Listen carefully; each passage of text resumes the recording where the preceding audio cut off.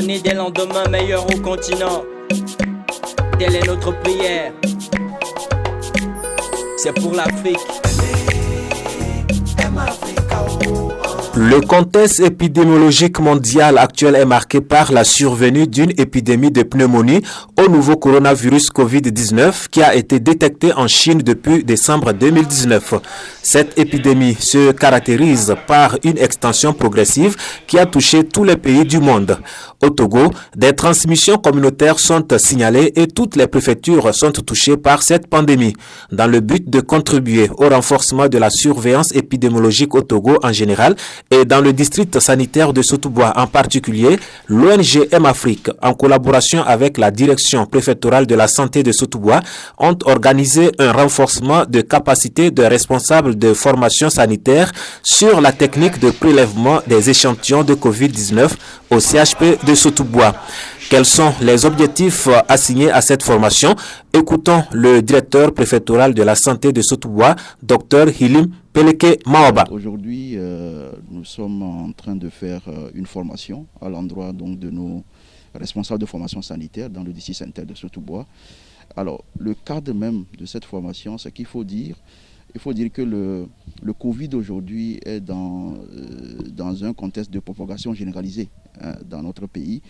Et si vous vous souvenez, en début de semaine, le gouvernement a décidé un certain nombre d'initiatives de riposte, notamment un plan de déconcentration de la riposte, notamment dans le Grand Lomé.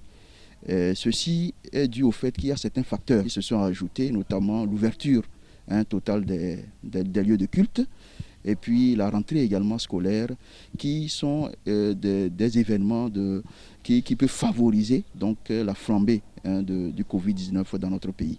Et nous, à Sotouboua, nous avons fait un plaidoyer à l'endroit de l'ONG M-Afrique, justement dans cette dynamique de déconcentration de la riposte, pour former donc, nos agents, nos responsables de formation sanitaire donc, au niveau périphérique, au prélèvement des cas suspects et des voyageurs dans les formations sanitaires. L'objectif, il est simple, c'est notamment de dépister précocement donc les cas suspects et les voyageurs afin d'éviter des cas de complications et de décès. 25 acteurs seront formés au prélèvement du Covid-19 et ils seront également dotés en matériel de protection pour pouvoir réaliser des prélèvements sécurisés.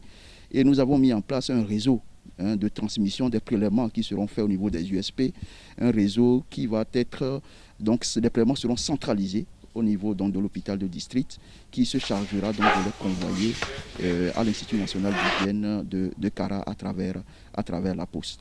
Alors, je voudrais vraiment remercier le président fondateur de l'ONG M-Afrique, le docteur Michel Kodon, vraiment le soutien permanent.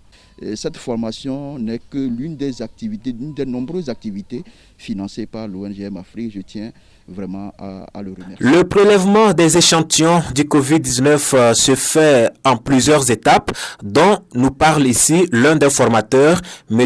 Napo Piou. Pour faire un prélèvement en vue d'envoyer pour les tests Covid, voilà, il faut d'abord préparer le matériel de prélèvement.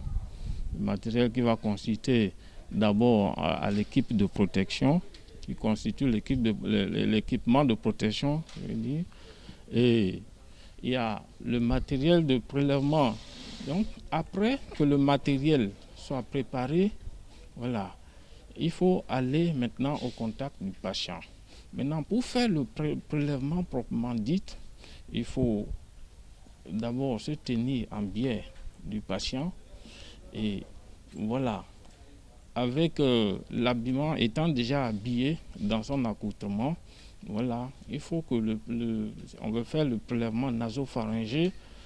Le patient doit soulever un peu la tête, voilà, tenir que le patient soulève un peu la tête et voilà, on enlève l'écouvillon dans la narine, je veux dire, une narine, et qu'on plonge jusqu'au fond, jusqu'à buter le fond à l'intérieur. On dépasse la zone nasale pour arriver au fond, au niveau même du nasopharynx. On touche le palais. Et c'est là-bas qu'on prélève. En conclusion, il faut noter qu'au total, 25 participants, dont 21 responsables de formation sanitaire venus des différentes USP et 4 agents de santé du CHP ont pris part à cette formation. Il faut rappeler également que cette activité s'inscrit dans le cadre du projet Ville Santé de l'ONG M-Afrique, mis en œuvre depuis septembre 2018 dans 5 villes avec l'appui de la coopération allemande et de Action Pit Togo Hilfe.